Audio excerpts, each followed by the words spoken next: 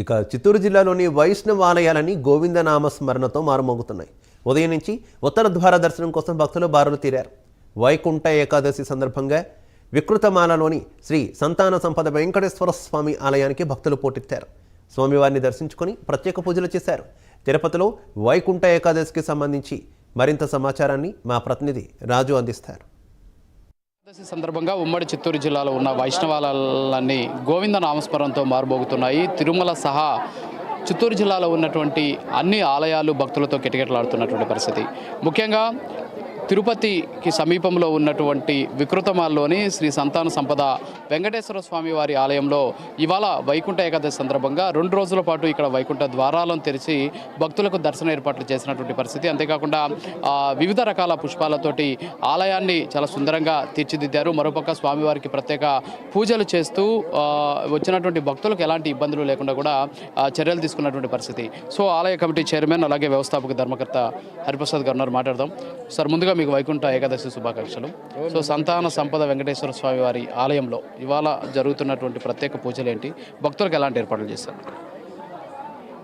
ఈరోజు శ్రీ సంతాన సంపద వెంకటేశ్వర స్వామి ఆలయము వికృతమాల గ్రామంలో ఉదయం 6 గంటల నుండి స్వామివారి దర్శనము అలాగే వైకుంఠ ద్వార దర్శనము. ఎంతోమంది భక్తులు, దాదాపు ఈరోజు ఒక 25-30 వేల మంది భక్తులు స్వామివారిని దర్శించుకుంటారు ప్రతి సంవత్సరం. ఇది 11వ సంవత్సరం. అంటే దాదాపు ఈ యొక్క దేవాలయము పురాతన దేవాలయం, ఒక 600-700 సంవత్సరాల ముందు దేవాలయము.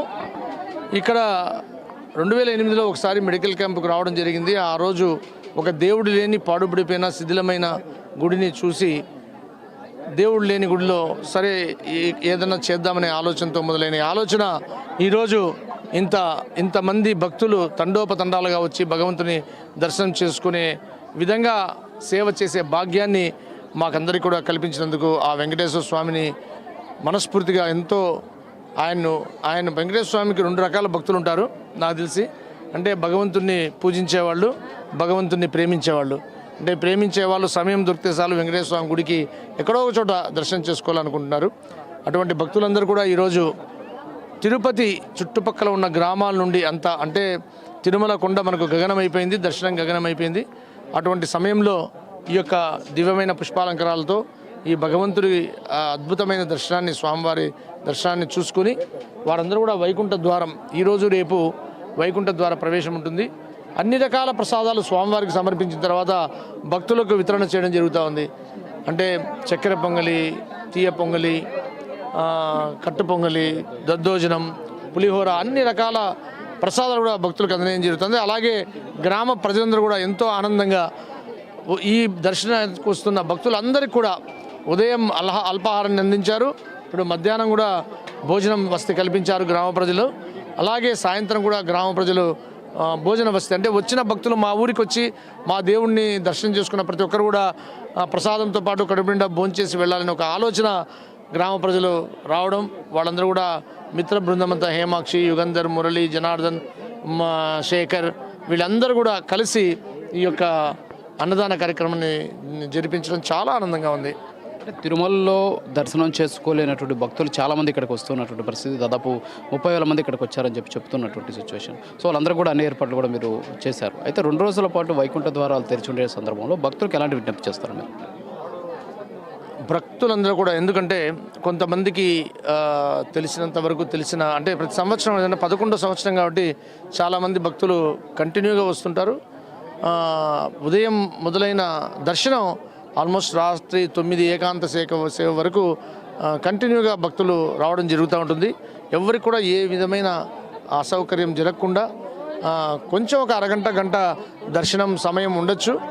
కాకపోతే అయిన తర్వాత స్వామివారిని దర్శించిన తర్వాత వాళ్ళు తిరుమల వెంకటేశ్వర స్వామిని చూసినంత ఆనందంగా ఉందనే ఆ మాట మాకెంతో అందరికీ కూడా ఆనందాన్ని కలిగిస్తూ ఉంది. అలాగే అందరికీ కూడా ప్రసాదాలు, అద్భుతమైన నేతితో చేసిన ప్రసాదాలను కూడా భక్తులకు ఇవ్వడం జరుగుతూ ఉంది.